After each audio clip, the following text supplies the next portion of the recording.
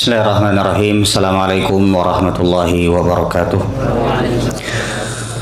Alhamdulillahirabbil alamin. Nahmaduhu ta'ala wa nasta'inuhu wa nastaghfiruh wa natubu ilaih wa na'udzu billahi min shururi anfusina wa min sayyiati a'malina.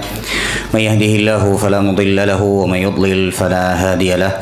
Asyhadu an la ilaha illallah wa asyhadu anna Muhammadan abduhu wa rasuluhu la nabiyya wa la rasula ba'dahu amma ba'd. Masyarul muslimin dan muslimat rahimani wa rahimakumullah. Alhamdulillah.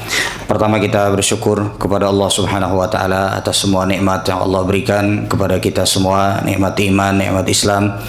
Nikmat kita bisa duduk di majelis dari rumah-rumah Allah Subhanahu wa taala yang semoga Allah berikan kepada kita keikhlasan dalam setiap amal perbuatan kita, dan semoga Allah jadikan kita orang-orang yang wafat dalam keadaan husnul khatimah. Amin ya rabbal alamin.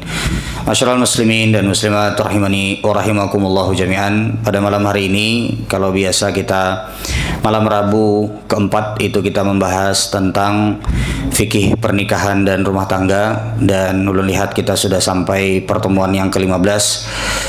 Maka insyaallah pada malam hari ini kita selingi terlebih dahulu sebelum nanti insyaallah akan kita lanjutkan kembali pembahasan tentang fikih pernikahan dan rumah tangga. Dan malam hari ini kita akan membahas sejarah tentang tanah Palestina, kemudian juga bagaimana kaitannya dengan para nabi-nabi Allah Subhanahu wa taala, begitu pula dengan Bani Israel, yang semoga Allah Subhanahu wa taala menjadikan tanah Palestina kembali kepada orang-orang yang beriman, dan semoga Allah Subhanahu wa taala berikan rezeki kepada kita untuk salat di Masjidil Aqsa. Amin ya rabbal alamin. Ada beberapa hal yang mungkin bisa sedikit ulun sampaikan dan ulun ceritakan tentang tanah Palestina atau sejarahnya, kemudian bagaimana sampai saat ini ya sampai terjadi penjajahan ya atas tanah Palestina. Namun sebelum itu ada masalah yang diperselisihkan oleh para ulama terkait dengan sholat di Masjidil Aqsa. Jadi kita itu tidak boleh untuk safar untuk menuju satu masjid ya, untuk kita bersafar niatnya untuk menuju satu masjid dalam rangka beribadah kepada Allah Subhanahu wa taala, itu kecuali hanya 3 masjid saja. Yang pertama adalah Masjidil Haram, yang kedua adalah Masjid Nabawi, yang ketiga adalah Masjidil Aqsa. Ini di antara keutamaan yang disebutkan dalam hadis terkait dengan Masjidil Aqsa. Nah, khilaf para ulama terkait dengan berapa pahala yang akan didapatkan seseorang kalau dia sholat di Masjidil Aqsa. Kalau di Masjidil Haram di Mekah, itu kita semua tahu ada 100.000 kali lipat. Kalau di Masjid Nabawi 1.000 kali lipat. Kalau di Masjidil Aqsa ada khilaf di kalangan para ulama. Sebagian para ulama menyebutkan 500 kali lipat, sebagian lagi menyebutkan 250 kali lipat. Namun yang jelas sholat di Masjidil Aqsa ini tentu saja lebih afdal, lebih utama daripada sholat di masjid yang lainnya ya, kecuali Masjidil Haram dan juga Masjid Nabawi.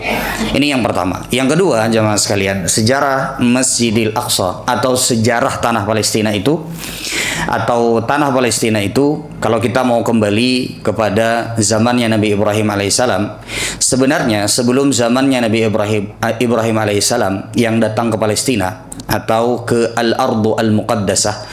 Jadi Nabi Ibrahim alaihissalam itu sebelum beliau datang sudah ada orang-orang yang menempati tanah Palestina. Ya, sudah ada orang-orang yang menempati tanah Palestina. Bahkan kalau kita mau buka sejarah itu dari tahun 3000 sebelum Masehi, sebelum lahirnya Nabi Isa alaihissalam, itu sudah ada suku-suku seperti Finiqiyun. Ya, ini dari Jazirah Arab. Ada juga Kan'aniyun.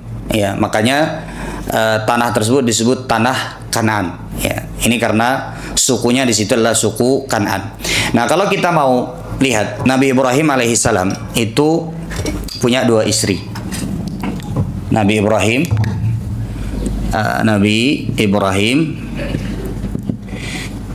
beliau ya punya istri. Yang pertama adalah Sarah.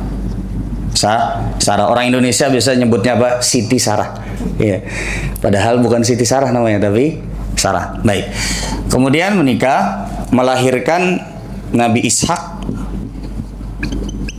melahirkan lagi Nabi Yakub. alaihi wasallam. Nabi Yakub alaihi salam memiliki 12 orang anak. Ya, memiliki 12 orang anak. Nah, 12 orang anak inilah yang disebut dengan Bani Israel. Bani Israel. Termasuk di antara 12 orang anak ini adalah siapa? Nabi Yusuf alaihi salam. Kalau dari Nabi Ibrahim, ya Nabi Ibrahim dengan Hajar, orang biasa menyebutnya apa? Siti Hajar. Nah, maka lahirlah siapa? Nabi Ismail. Dan dari sinilah nanti Nabi Muhammad SAW lahir. Makanya mereka tidak mau untuk beriman kepada Nabi Muhammad SAW karena lahirnya bukan dari siapa? Bukan dari keturunan Sarah. Itulah sebabnya kenapa mereka tidak mau beriman kepada Nabi Muhammad SAW. Mereka mengira Nabi akhir zaman itu lahir dari keturunan mereka. Padahal sebenarnya sama abahnya, Nabi Ibrahim alaihi salam. Sudah bisa dimengerti sampai sini? Intinya salah satu di antara anak Nabi Yakub alaihi salam itu adalah Nabi Yusuf alaihi salam. Bisa dimengerti sampai sini? Baik. Ini kalau kita paham sampai sini, insya Allah ya mudah nanti memahami yang setelahnya. Baik. Kemudian ini menunjukkan bahwasanya tanah Palestina itu sudah ada yang menempati sebelum Nabi Ibrahim alaihissalam datang ke sana. Sebelum Nabi Ibrahim alaihissalam datang ke sana. Ini menunjukkan bahwasanya kalau kita mau tarik fakta sejarah, sebenarnya mereka tidak berhak untuk mengakui itu adalah tanah nenek moyang mereka, nggak berhak. Baik, itu yang pertama terlebih dahulu. Kemudian kita tarik tahun 2500 sebelum Masehi. Itu di situ ada kabilah dari pinggiran pantai, namanya kabilah Peleset. Ya, inilah asal daripada Palestina. Ya, kabilah Peleset ini ya menikah, kemudian juga bersama kabilah Kanaan bercampur, kemudian disitulah muncul nanti ya orang-orang yang disebut dengan satu tempat yang namanya Palestina. Jadi seperti itu kurang lebihnya. Baik, kemudian jamaah sekalian, pada saat di Palestina ya, kita turun kepada Nabi Yusuf alaihissalam. Anaknya Nabi Yakub alaihissalam tadi ada berapa? Berapa? 12. Kita semua tahu kisahnya. Singkat cerita, 12 orang anak Nabi Yakub alaihissalam, berarti sisanya berapa? 11. Yang satu ya, itu adalah dari satu ayah dan satu ibu dengan Nabi Yusuf alaihissalam. Tapi yang 10 tidak. Sehingga saudara-saudaranya yang 10 ini berbuat makar terhadap Nabi Yusuf alaihi salam. Kita semua tahu kisahnya. Diajak main Nabi Yusuf alaihi salam, lalu kemudian ya dimasukkan ke dalam sumur, lalu kemudian diangkat dan kemudian dijual sebagai budak. Kemudian setelah itu Nabi Yusuf alaihi salam dipenjara sampai Nabi Yusuf alaihi salam itu berada di mana? Di Mesir. Oke, bisa dimengerti sampai sini? Sampai ke Mesir. Oke. Kemudian ya, pada saat Nabi Yusuf alaihi salam di Mesir itu di zamannya Heksas. Jadi raja-rajanya disebut dengan apa? Heksas. Ini sebelum Firaun atau sebelum yang disebut dengan Ramses. Ada raja-raja disebut dengan Heksas 1, Heksas 2 ya. Nah, kemudian jamaah sekalian rahimani wa rahimakumullah. Kemudian Nabi Yusuf alaihi salam meminta kepada saudara-saudaranya, kemudian kepada Nabi Yakub dan kepada istrinya untuk pergi dan datang ke Mesir. Artinya pada saat itu mereka sebenarnya sudah meninggalkan tanah Palestina. Bisa dimengerti sampai sini? Sebenarnya pada saat itu mereka sudah meninggalkan tanah Palestina. Ini menunjukkan kepada kita bahwa sebenarnya mereka itu tidak harus di Palestina. Buktinya mereka sendiri yang keluar dari Palestina. Dan itu berlangsung kurang lebih sekitar 100 sampai 400 tahun. Mereka berkembang biak, turun-temurun, dan mereka tinggal di Mesir. Tinggal di mana? Di Mesir. Ketika mereka tinggal di Mesir, pada saat zamannya Nabi Yusuf alaihi salam, mereka dimuliakan. diberikan tanah, kemudian setelah itu mereka tinggal di situ, kemudian terus sampai datanglah masanya Ramses atau datangnya masa Firaun. Di zaman Firaun, mereka ini kemudian dijadikan budak, kemudian disiksa karena memang mereka ini suka bikin ulah. Dimanapun Bani Israel itu, ya, orang-orang Yahudi itu selalu dibenci. Pian mau mereka ke Eropa, mau mereka kemana, selalu mereka itu dibenci. Makanya ada gerakan anti Yahudi. Dimanapun mereka berada, nanti akan kita lihat mereka ini dijadikan budak, kemudian mereka ini disiksa, kemudian semua orang benci kepada mereka. Bahkan yang bersekutu dengan mereka pun sebenarnya itu benci dengan mereka. Tahu nggak kenapa, jamaah sekalian? Itulah sebab kenapa mereka itu dimanapun itu selalu dibenci dan selalu disiksa. Tahu nggak kenapa? Karena mereka berkeyakinan bahwasanya mereka adalah bagian dari ruh Allah. Mereka adalah makhluk atau umat yang terpilih. Sehingga selain daripada mereka itu diciptakan hanya untuk sebagai pembantu mereka. Jadi menurut mereka, dan ini dicatat dalam kitab Tilmud, mereka tuh punya kitab namanya Tilmud. Ini kitab mereka bermuamalah secara politik, bagaimana mereka namanya Tilmud. Di Tilmud kalau kita buka itu kelihatan pemahaman mereka. Di antara pemahaman mereka adalah semua yang berbentuk manusia hakikatnya adalah binatang, tapi diciptakan sebagai bentuk manusia untuk membantu mereka. Jadi kita ini di mata mereka itu adalah di mata mereka, ya. Itulah sebabnya kenapa, ya, mereka ini selalu dibenci sama orang, karena prinsipnya seluruh manusia diperlakukan sebagai orang-orang yang hanya diciptakan menurut mereka oleh Tuhan untuk membantu mereka. Nah, itulah kenapa, ya, mereka tuh punya keyakinan bahwa, ya, di antara keyakinan mereka ini di dalam Tilmud adalah bahwasanya, ini di antara keyakinan mereka, ya, biar pian tahu kenapa dimanapun mereka berada itu mereka dibenci. Ulun ringkaskan, di antara keyakinan mereka adalah haram hukumnya kasihan sama orang selain Yahudi. Haram hukumnya kasihan sama orang selain Yahudi. Makanya di kitab Tilmud, di kitab-kitab mereka disebutkan bahwa kalau ada orang selain Yahudi terjerumus ke dalam lubang, lubangnya ditutup, jangan ditolong. Nah, itu keyakinan mereka. Di antara keyakinan mereka adalah haram hukumnya mengembalikan barang yang hilang kepada selain Yahudi. Jadi kalau ada barang yang hilang atau barang yang dipinjam, haram hukumnya untuk dikembalikan kepada orang selain Yahudi. Bisa dimengerti seperti ini. Itulah kenapa mereka selalu mengingkari perjanjian, dan dimanapun mereka berada itu akan selalu dibenci. Kenapa? Karena keyakinannya seperti itu. Di antara keyakinan mereka adalah, ya, di antara keyakinan mereka, ya, haram hukumnya meminjamkan uang kepada selain orang Yahudi, ya, kepada selain orang Yahudi, kecuali dengan ada ribanya. Jadi harus wajib bagi mereka itu, kau Yahudi apa tidak? Oh, bukan Yahudi, oke, harus ada ribanya. Itulah kenapa, ya, mereka ini dimanapun berada itu karena mereka adalah orang yang tidak memiliki belas kasihan. Karena mereka adalah orang-orang yang memiliki keyakinan semua makhluk itu adalah tercipta untuk membantu mereka. Jadi jangan heran kalau mereka selalu mengingkari perjanjian.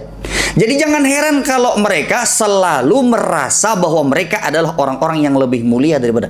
Jadi jangan heran kalau mereka itu nggak punya belas kasihan. Mereka bunuh orang-orang tua, mereka bunuh anak-anak. Kita tidak membenarkan. Ini jelas. Tapi keyakinan mereka lah yang membuat mereka melakukan hal tersebut. Jadi kalau kenapa orang ini kayak nggak punya hati, emang dari dulu begitu. Dan ini dicatat di kitab-kitab mereka. Dan ini menjadi keyakinan dan prinsip mereka. Sehingga dimanapun mereka berada, itu mereka akan dibenci. Termasuk diantaranya ketika mereka disiksa oleh Firaun. Ulun tidak membela Firaun, sama sekali tidak.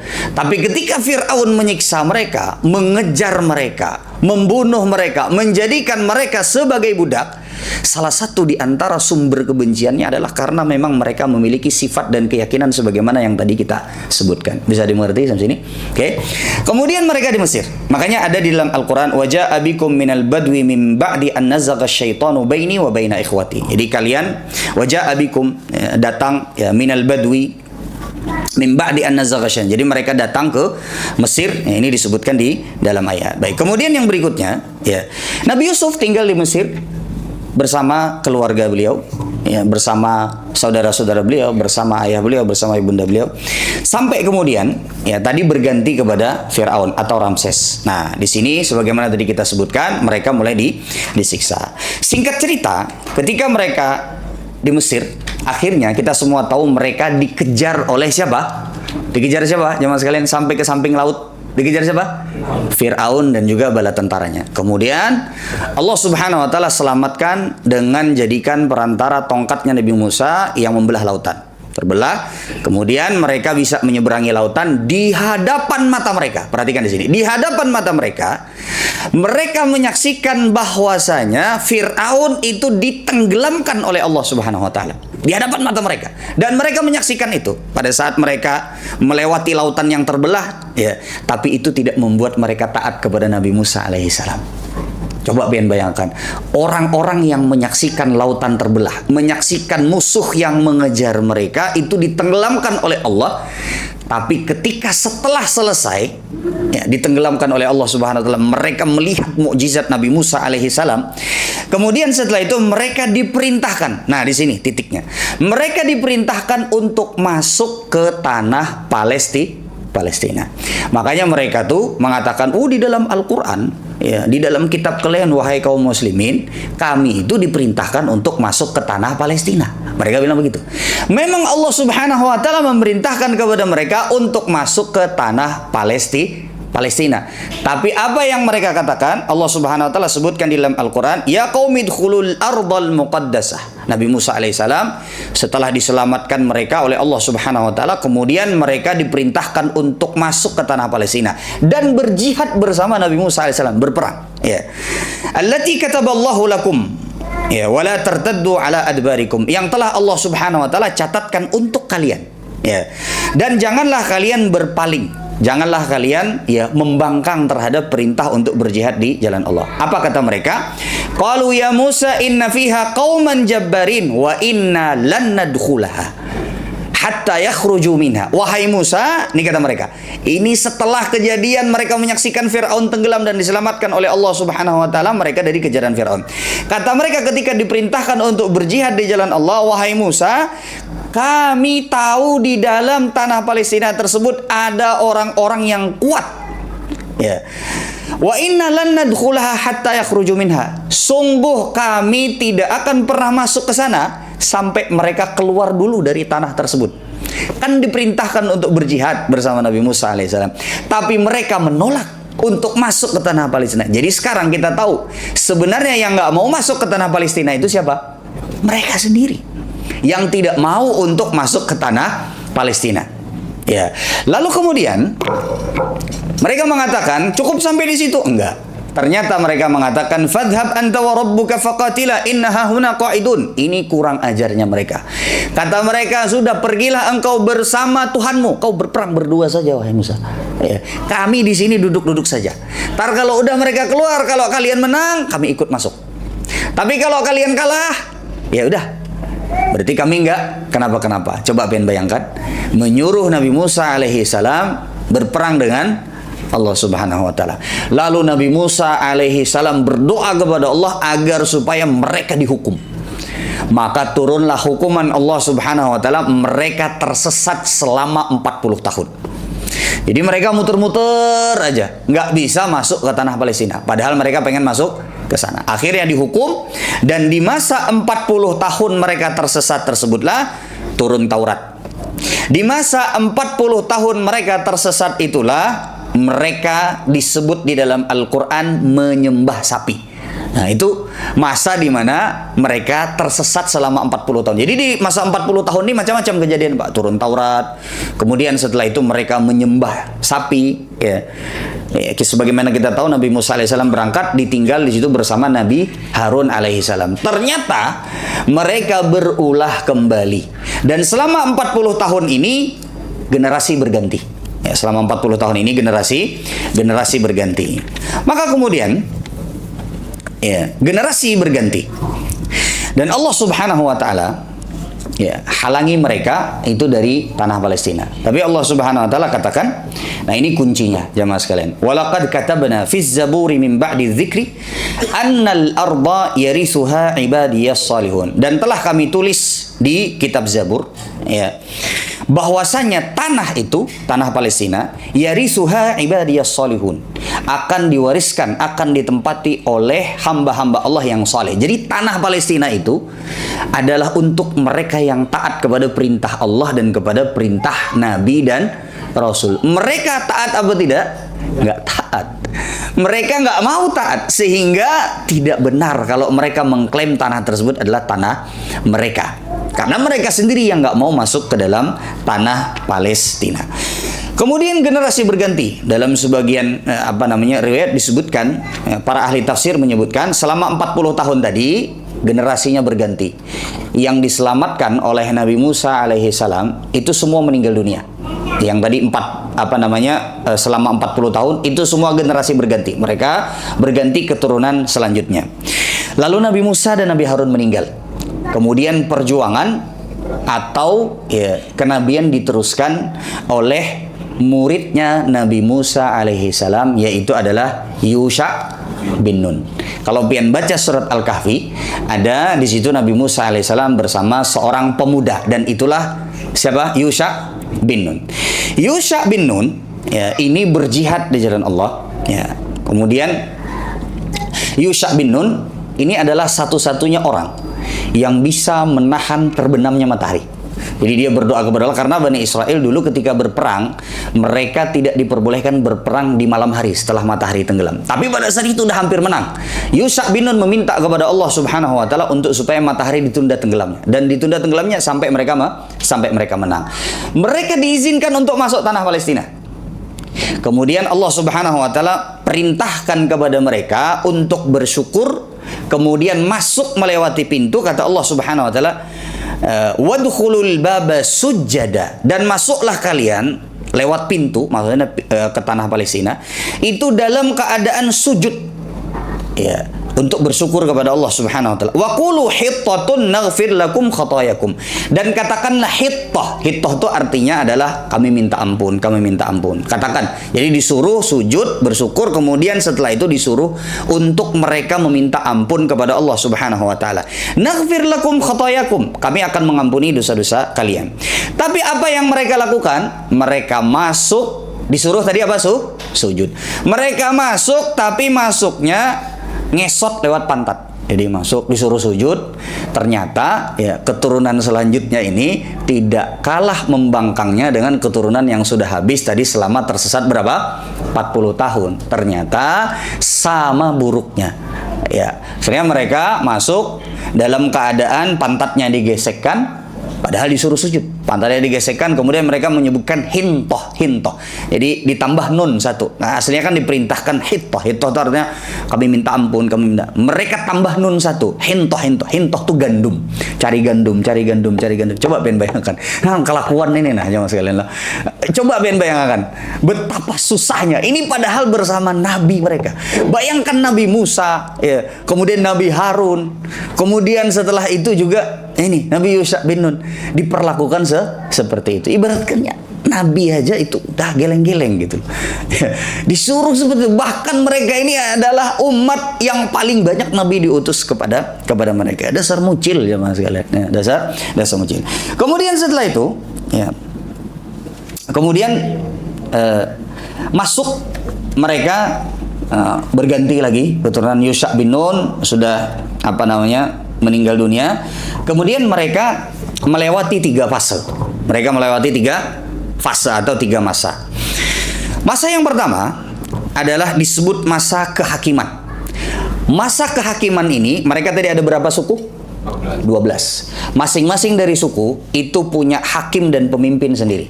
Sehingga kalau mereka punya masalah, diselesaikan oleh hakim tersebut. Jadi nggak bisa nyebrang ke suku yang lain. Jadi mereka masing-masing itu punya satu hakim sebagai pemutus kalau mereka punya masalah. Dan hidup mereka penuh dengan masalah. Hidup mereka penuh dengan masalah. Lalu kemudian berlalulah masa tersebut. Masuk mereka kepada masa raja-raja. Jadi yang pertama tadi masa apa? Hakim. Berikutnya masa raja. Masa raja ini, mereka ketika diperintahkan untuk berjihad di jalan Allah Subhanahu wa taala, kemudian mereka minta kepada nabi mereka, ya, ib'as lana malikan nuqatil fi sabilillah. Ini kan sudah sama nabi. Lalu kemudian ya mereka minta, kami nggak pengen berperang bersama nabi, kami pengennya berperang bersama raja. Diperintahkan berjihad, kemudian mereka padahal sudah ada nabi. Nabi ini kan di atas raja, jamaah sekalian. Tapi mereka mintanya, dah kami maunya berperangnya kalau ada raja aja. Lalu kemudian Allah Subhanahu wa taala katakan, innallaha qad ba'atsa lakum Taluta malika. Allah Subhanahu wa taala utus satu orang namanya Talut. Ini Talut untuk berperang melawan Jalut. Ya. Innallaha qad ba'atsa lakum Taluta malika. Sesungguhnya Allah telah utus untuk kalian Talut itu sebagai raja untuk memimpin kalian. Apa kata mereka? Kami nggak mau. Kok Talut yang dijadikan raja? Masih banyak yang lebih mulia daripada Talut. Masih banyak yang lebih sugih daripada Talut. Jadi Talut ini disebutkan dalam Al-Quran bastatan fil ilmi wal jism. Jadi dia tuh punya tubuh yang kuat, ahli strategi, kemudian dia juga punya ilmu. Ya, tapi kada sugih. Ya, tapi kada sugih secara nasab pun ya. Mereka meminta untuk yang lebih mulia dari itu. Jadi tadi bersama Nabi nggak mau perang. Kemudian mintanya berperang bersama raja. Allah Subhanahu wa taala utus raja namanya Talut, diminta untuk dijadikan sebagai raja. Bahkan Allah Subhanahu wa taala kirimkan bukti. Ya. Tabut itu kalau disebut dalam Al-Qur'an adalah itu di dalamnya terdapat bekas-bekas peninggalan dari Nabi Musa alaihi salam. Ya, jadi tapi kadang nang sampai wah ini nang ujar orang ini kayu dari tongkatnya Nabi Musa aja. Nah, itu kadang itu tasbih kayu dari tongkatnya Nabi Musa, kayak apa itu? Ibaratnya ya, ini banyak kan biasanya ada jangan percaya tuh, jangan sekali. Lalu kemudian singkat cerita, azan. Baik. Singkat cerita, kemudian setelah itu ya mereka berperang. Talut mengalahkan Jalut. Di antara tentaranya Talut itu ada seorang pemuda namanya Daud. Dan itulah asal muasal Nabi Daud alaihissalam. Daud naik menjadi raja. Nabi Daud alaihissalam menjadi raja. Lalu kemudian anaknya Nabi Daud alaihissalam, Nabi siapa? Sulaiman. Nabi Sulaiman alaihi salam. Nah, kemudian setelah itu masuklah masa yang ketiga, masa perselisihan dan perpecahan. Jadi yang pertama tadi masa apa? Masa hakim, yang kedua adalah masa raja, yang ketiga adalah masa perpecahan. Setelah sepeninggalnya Nabi Sulaiman alaihi salam, maka mereka terpecah menjadi dua golongan. Sebabnya kenapa? Mereka mengangkat anaknya Nabi Sulaiman alaihi salam ya sebagai pemimpin mereka, namanya Rahibim atau Rohbaim. Ya, orang menyebut sebagian Rohbaim. Kita sebut saja Rohbaim. Mereka minta sama Rohbaim, anaknya Nabi Sulaiman alaihissalam, wahai Rohbaim, dulu ayahmu Nabi Sulaiman itu banyak banget peraturannya. Kami minta untuk peraturannya dikurangi supaya kami tidak terlalu banyak aturan. Lalu kata Rohbaim, enggak, justru saya akan memperketat kalian lebih ketat daripada aturannya ayah saya. Membangkanglah 10 kabilah dari 12 ini. Lalu mereka mendatangi salah seorang bekas panglimanya Nabi Sulaiman yang bernama Yarbaim atau Yurbaim. Ya, jadi Rahibim atau Rahbaim tadi. Kemudian setelah itu, ini anaknya Nabi Sulaiman. Lalu kemudian mereka minta keringanan. Nggak mau anaknya Nabi Sulaiman sesuai dengan aturan Allah, diperketat. Karena anaknya Nabi Sulaiman pun tahu bahwasanya kalau ini dilonggarkan, mereka ini semena-mena. Ya. Akhirnya mereka nggak terima. Hanya 2 kabilah yang membaiat anaknya Nabi Sulaiman, Rahibim. Lalu kemudian 10 kabilah membaiat yang namanya Yurbaim. Ini bekas panglimanya Nabi Sulaiman alaihi salam. Nah, akhirnya itu kurang lebih mereka berperang ratusan tahun. Jadi dua kerajaan ini perang terus, ya, perang sampai kurang lebih sekitar tahun 722 sebelum Masehi. Ini sebelum Nabi Isa ya. 722 sebelum Masehi mereka diserang suku Asyur dari Irak. Ya, mereka diserang suku Asyur dari Irak. Irak pun punya peradaban sendiri. Lalu kemudian di tahun kurang lebih 586 atau 596, khilaf para ahli sejarah, kurang lebih 586 atau 596, suku Asyur ini dikalahkan oleh suku Babilonia. Pernah dengar kan? Babilonia, ya. Dan rajanya pada saat itu adalah Bukhtanasar. Rajanya adalah apa? Bukhtanasar. Datang masuk ke Palestina, kemudian menghancurkan Haikal Sulaiman. Dihancurin semua Haikal Sulaiman. Karena dia benci terhadap orang-orang Bani Israel. Disebabkan karena apa? Ya tadi, karena sifat mereka. Akhirnya semua Bani Israel ditawan dan dibawa ke Irak. Dan pada saat itu orang-orang di Babilonia atau di Irak adalah menganut penyembah benda mati. Jadi benda-benda mati itu disembah. Umpat juga bubuhan Bani Israel ini menyembah benda-benda mati. Pohon, batu, semua disembah oleh mereka. Jadi mereka ini, ya kalau bahasa sekarang itu tata surya keburukan itu semua ada di mereka semua. Ya, orang nyembah batu, nyembah berhala, ikut juga nyembah batu dan nyembah berhala. Kemudian setelah itu, di masa itulah hilang Taurat. Ya, di masa itulah hilang Taurat. Berapa menit lagi? Hah?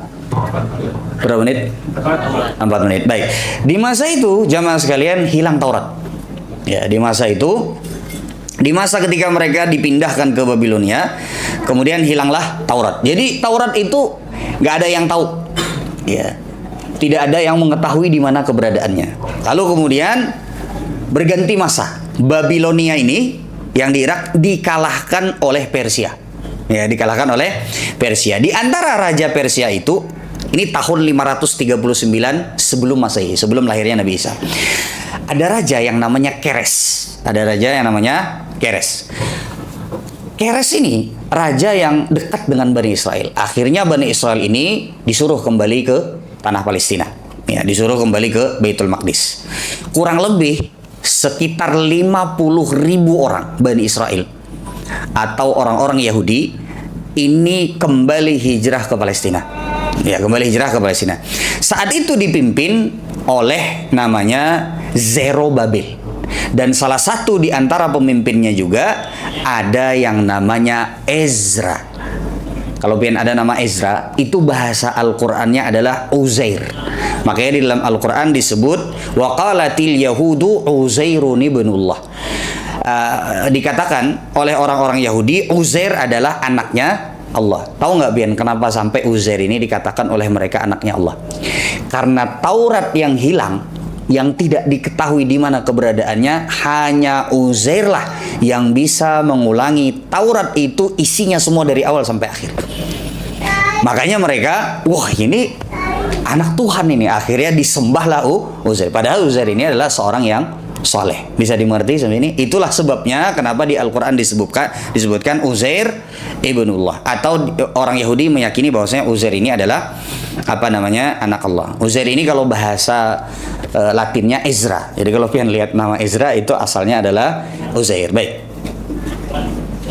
Azan ya? Nah, azan dulu, ulun lanjutkan nanti sedikit lagi. Baik. Silakan azan.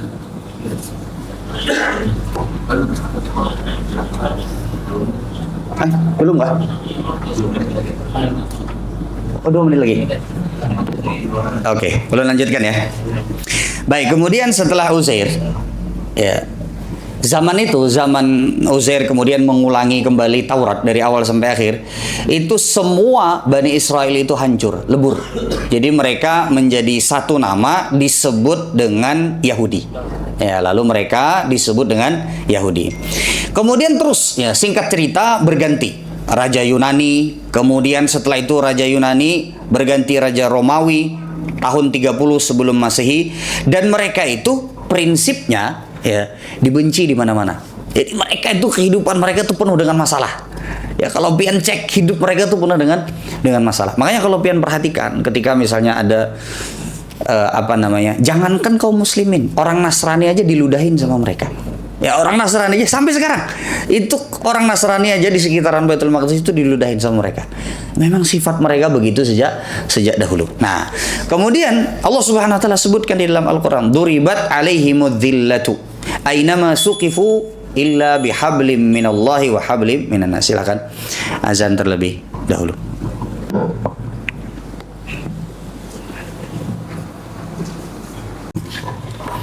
Bismillah, wassalatu wassalamu ala rasulillah. Kita lanjutkan sedikit lagi.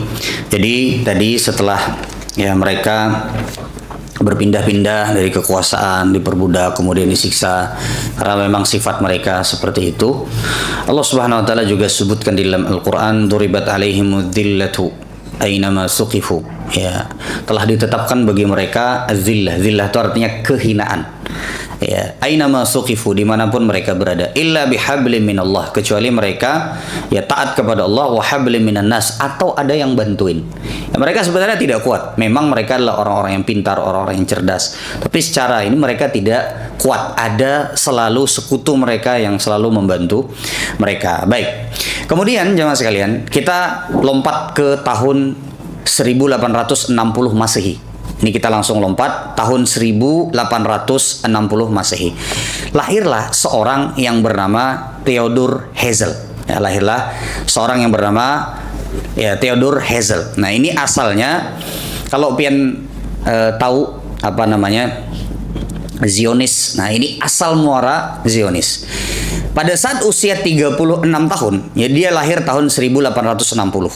Berarti dia berusia 36 tahun itu di tahun 1896. Ya, dia berusia 36 tahun. Dia tulis buku. Ya, inti buku tersebut adalah orang-orang Yahudi ini, dia bikin tesis, dia bikin tulisan, dia bikin buku. Karena dimanapun mereka berada, yang tempatnya mereka terpencar, terpisah-pisah, mereka selalu dibenci, mereka selalu tidak disukai oleh orang, sehingga dia bikin tulisan di buku tersebut. Dia buat ya tesis bahwasanya orang-orang Yahudi itu harus punya negara sendiri. Nah, dari situ harus punya negara sendiri, ya, harus punya satu tempat sendiri dan harus mendirikan negara. Ketika buku ini muncul, jamaah sekalian, itu di tahun 1896. Ini buku dilarang di mana-mana. Karena semua orang tahu orang Yahudi itu nggak punya negara aja mengacau di mana-mana.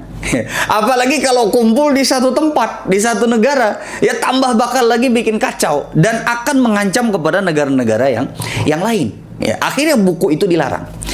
Tapi menariknya, ada keluarga Yahudi yang kaya raya pada saat itu, namanya keluarga Rothschild. Namanya keluarga Rothschild, ini dari Inggris ya, kalau tidak salah dari Inggris. Jadi mereka ini asal muara riba dan perbankan. Nah, itu mereka tuh yang bikin bank, yang minjem-minjemin duit gitu loh kan. Sehingga orang yang minjem duit dari mereka, karena mereka adalah keluarga yang sangat kaya, itu merasa berhutang budi. Sehingga semua keputusan-keputusan itu mereka lah yang atur. Karena udah dipinjemin duit. Ya nggak enak mau nantang mereka karena mereka pinjemin duit di mana-mana. Akhirnya keluarga Rothschild ini dia mensponsori kongres pertama dari orang-orang Yahudi di tahun 1897. Jadi setahun setelah buku yang ditulis oleh Herzl tadi ditulis. Tahun 1897 mereka bikin kongres, kumpul mereka semua, akhirnya diputuskanlah setelah buku tersebut 1 tahun dilarang, dijadikanlah rujukan dan diputuskan di kongres tersebut bahwa mereka harus bikin negara sendiri. Kira-kira kalau mereka bikin negara sendiri, maka kira-kira tanah mana yang mereka inginkan untuk didirikan di sana negara? Jawabannya adalah Palestina. Makanya disebut Zionis. Kenapa? Karena Zion itu artinya adalah tanah terjanji. Menurut mereka itu adalah tanah. Sebagian juga menyebutkan Zion itu adalah merujuk kepada sebuah lembah di Yerusalem. Tapi yang jelas intinya Zion itu diantara maknanya adalah tanah terjanji untuk mereka. Karena menurut mereka itulah tanah terjanji untuk mereka. Lalu kemudian keluarga yang kaya raya tadi datang kepada penguasa Palestina. Dulu di zaman itu di tahun 1897 Palestina itu di bawah kekuasaan Kesultanan Turki Utsmani. Yang jadi sultan pada saat itu adalah Sultan Abdul Hamid II. Nah, Sultan Abdul Hamid berapa? 2. Sultan Abdul Hamid II jelas menolak. Ya, dalam sebagian ketika mereka datang, ya, kata beliau, lebih baik aku ditusuk pedang, lebih baik aku ditusuk pisau ketimbang aku memberikan tanah ini kepada mereka. Padahal pada saat itu, ya, Kesultanan Turki Utsmani itu sebenarnya sudah mulai goyah. Nah, Sultan Abdul Hamid menolak. Ya, lalu kemudian kita lompat kepada tahun 1914 sampai 1918. Ini terjadi Perang Dunia. Ya, Perang Dunia I. Terbagilah dunia itu menjadi dua blok. Ya, yang pertama adalah disebut blok sekutu, itu isinya Inggris, Prancis. Yang satunya lagi blok sentral, ada Jerman di situ kan. Entah bagaimana ceritanya, ya, Turki Utsmani ternyata mereka ikut blok sentral, dan blok sentral ini kalah terhadap blok sekutu, sehingga wilayah blok sentral ini dibagi-bagi dan diberikan kepada blok sekutu, yang diantaranya adalah Prancis dan Inggris. Ini di tahun 1914 dan 1918. Maka tanah Palestina jatuhlah ke tangan Inggris.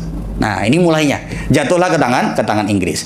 Ketika jatuh ke tangan Inggris, Inggris mulai goyah, lalu kemudian lanjut ke mulai ada persatuan bangsa-bangsa yang disebut dengan PBB. Di PBB, ya, ini adalah penjajahan pertama. Ya, ini adalah penjajahan pertama yang diresmikan oleh PBB. Itu Palestina, tanahnya dibagi menjadi dua. 45% untuk bangsa Arab atau orang-orang yang ada di situ, 55% lagi diberikan tanahnya kepada Yahudi. Itulah awal mula orang-orang Yahudi kemudian kembali kemana? Ke tanah Palestina. Sehingga mereka ya kemudian diakui menjadi sebuah, tentu saja kita tidak mengakui, tapi mereka ya orang-orang mengakui di situ sebagai sebuah negara. Akhirnya dicaploklah sedikit demi sedikit, sampai akhirnya kebanyakan dari mereka itu menguasai tanah Palestina, sampailah terjadi sebagaimana yang kemarin. Akhirnya terbalik, ya, negara Palestina tidak diakui, yang diakui adalah negara yang disebut dengan Israel. Nah, kurang lebihnya jamaah sekalian, itulah yang terjadi dari dulu sampai sekarang. Jadi kita bisa mengetahui gambarannya tanah Palestina itu sejarahnya seperti apa, betapa tidak berhaknya mereka, kemudian betapa zalimnya mereka, betapa mereka sebenarnya sudah menolak untuk masuk ke tanah Palestina. Dan kita doakan semoga Allah Subhanahu wa taala memberikan keamanan, keselamatan pada saudara dan saudari kita di tanah Palestina, dan semoga Allah Subhanahu wa taala kembalikan Masjidil Aqsa kepada kaum mukminin, orang-orang yang beriman, dan semoga Allah Subhanahu wa taala berikan rezeki kepada kita untuk bisa sholat di Masjidil Aqsa. Ini yang bisa ulun sampaikan pada kesempatan kali ini. Kita tutup dengan doa kafaratul majelis. Subhanakallahumma wa bihamdika asyhadu an la ilaha illa anta astaghfiruka wa atubu ilaik. Assalamualaikum warahmatullahi wabarakatuh.